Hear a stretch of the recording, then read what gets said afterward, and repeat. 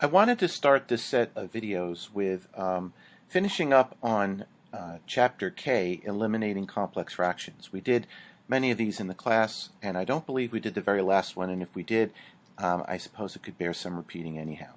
I just wanted to, before moving on to the next chapter, make sure that we had covered this particularly complicated example, or at least what appears to be a complicated example, of eliminating complex fractions. So I'm going to go ahead, I'm going to copy this over onto a piece of scratch paper, and then I'm going to work this out for you and explain to you how one can approach this. It does appear to be very complicated at first glance, but a couple of things can make this a more tractable problem. First of all, notice, of course, the repeating motif of x minus 1. So you've got x minus 1 repeating throughout the complex fraction, which means in some ways we can treat this as a unit. The other thing you'll notice is that we've got a negative exponent here.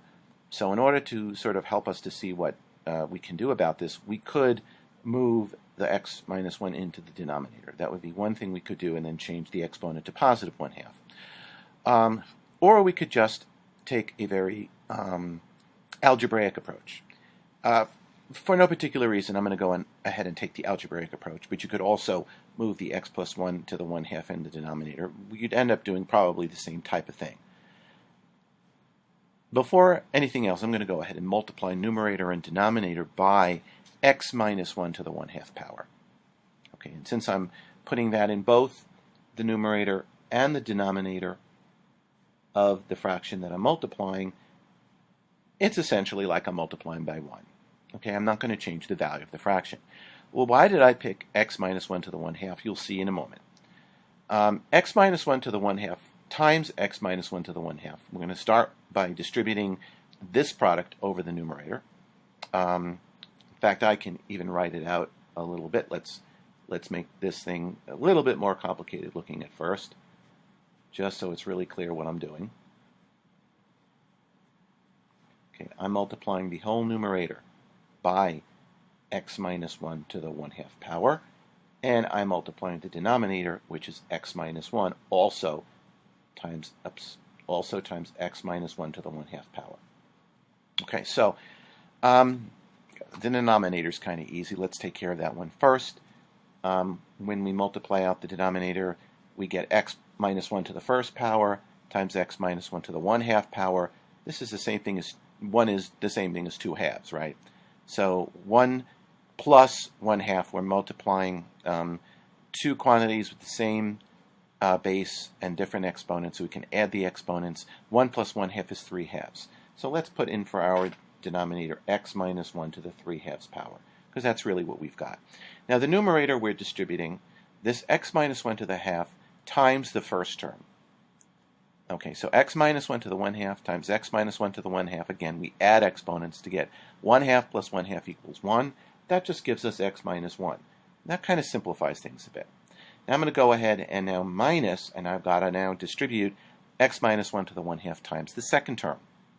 Well, let's multiply it directly with x minus 1 to the negative 1/2. Okay, we're going to multiply these two factors together, and I hope you see that that is going to essentially cancel them out, because you've got an exponent of negative 1/2, positive 1/2. The sum of those exponents is 0, and anything to the 0 power is 1. So we end up multiplying this factor by this factor. We just get 1, and all that leaves left is x over 2. So basically, we have dramatically decreased the complexity of this expression almost effortlessly and very quickly, just by multiplying numerator and denominator by x minus 1 to the 1/2 power. We still have a little bit of work to do, but we're almost done. We don't like having a fraction in a fraction. That's the whole idea of simplifying and eliminating complex fractions. We're trying to get rid of the fractions. So we've got to get rid of this fraction here, but I hope you see that that's as easy as multiplying both numerator and denominator by 2. Okay, so essentially we're multiplying by 2 over 2, and when we're done with that, we get 2x minus 2, just distributing the 2 to x minus 1, minus x, because the 2 cancels out in the denominator, minus x over 2x minus 1 to the 3 halves power. which we can simplify further as being 2x minus x is x minus 2, over 2 times x minus 1 to the 3 halves. And that's good enough. That is fine. We've taken out all the complex fractions. We don't have any fractions in the numerator or in the denominator.